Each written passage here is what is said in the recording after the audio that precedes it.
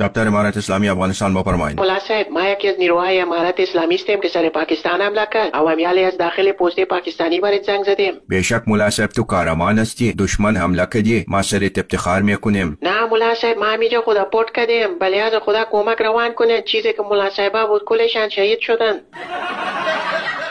او ملا صاحب، تو درون پست پاکستانی هستی، او تو را نمیبینه؟ نه ملا صاحب، ما در درون دیگ دال خدا پورت کردیم. او ملا صاحب، ما کو فکر کردیم شما عسکری پاکستانی کشته بودین او جنگ برده بودین. جنگ خو برده بودیم او پستای پاکستانی هم گرفته بودیم. ملا صاحب، مانده و زلنده و چرزنو زده بودیم که یک لب نسوار بزنیم که یک دفعه صدای طیاره آمد او تا که ما ملا صاحب از جای خود تکان میخوردیم، اما تو با خدا خربوزه واره با ما سر ما انداخت. ملا صاحب، بازم ما به همت و غیرت افتخار میکنیم. گپای مفت نبزن ملا صاحب، همت و غیرت در جیبت باند که کم خرچ نشی. ولی از خدا همی صدای ما را به وزارت دفاع برسان. او که از وطن میخواه راستی دفاع کنه، برای ما تیاره جنگی، توپ و تانک، هلیکوپتر، تیاره به پیلوت یک چیز بیار. چیزی که ملا صاحب است کدی چبلکا روان کردین که کدی تیاره پاکستانی کشتی بگیره. یه خو بسیار بی انصافی است.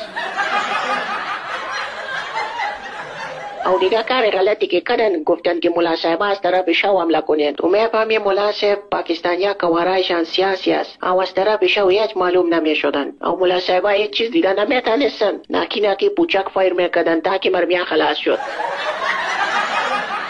او ملا صاحب بگو که تنها خودت زنده ماندی یا دیگه ملا صاحبا د مبغل و بغل پټ هستن؟ والا دوتا ملا صاحبا دیگه هم از د تشناب د پشت ټانکی کموت پټ هستن. او ملا صاحب، ما برات اطمینان میتیم که می شکایتایت به گوش ملا صاحبای بالا میرسانیم. او را گمش کو ملا صاحب علمان از درون دیگ دال چی وقت میکشی وضعیت خراب است چه؟ او ملا صاحب، تو یک کار کو که چوپت اموجه بیگه تاکه از کرای از خو کنه بازار را میکده بخی بیا. ملا صاحب کاش که خو میکدن. مشکلی است که حال وقتی نان چاشت شده او ما هم درون دیگ دال از یاشیستیم.